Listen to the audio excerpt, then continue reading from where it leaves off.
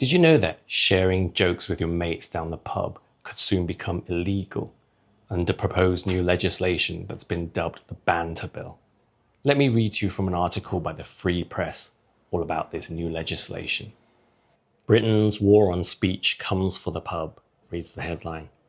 The UK's speech police have that most British tradition in their crosshairs, banter. The war on free speech is about to violate the most sacred recesses of British life, not the home or the workplace, but the pub. On the night of Wednesday, July 16th, the Labour government's Employment Rights Bill passed its second reading in the House of Lords. If the bill goes into law in its current form, and there is not much to stop it now, Britons can be prosecuted for a remark that a worker in a public space overhears and finds insulting. The law will apply to pubs, clubs, restaurants, soccer grounds, and all the other places where the country gathers and all too frequently ridicules one another. The bill has been dubbed the Banter Bill, in a last stand flourish of native wit. But it's no joke. It is further proof of the state-sponsored decline of free speech in Britain. Where the Banter Bill strikes new ground is by making employers liable for employees' feelings about their customers too. It will allow employees to define harassment under the lowest of thresholds, taking offence. The Banter Bill isn't just a piece of sloppy legislation. It's the last word in a creeping, multi-front attrition of English liberty that is undermining the English in their own words. For those of you unfamiliar with British culture, banter is like a national sport in this country.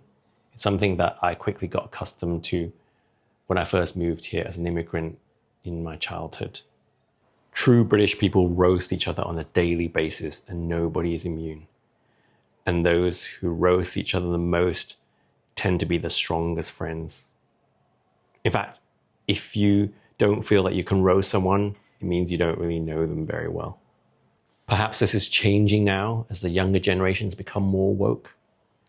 But in my generation, growing up here as a Gen Xer, it's what made us so witty and sarcastic and tough but self-deprecating at the same time. So what are we going to do if this bill goes through? What's going to happen to pub culture and freedom of speech in general here in the UK? If employers are going to be held liable for things that customers say within earshot of hypersensitive staff? Well, simple. Just stop recruiting hypersensitive staff, right? Because what employer is going to want to have to deal with that burden? So this is going to change the entire landscape of pubs, restaurants, clubs, in fact, potentially any workplace. Recruiters might have to only hire conservative, white, cis-het males.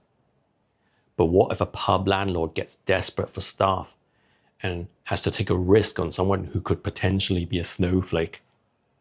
Well, they'll just have to adjust the recruitment process, right? Screening questions, that's what we call them in recruitment.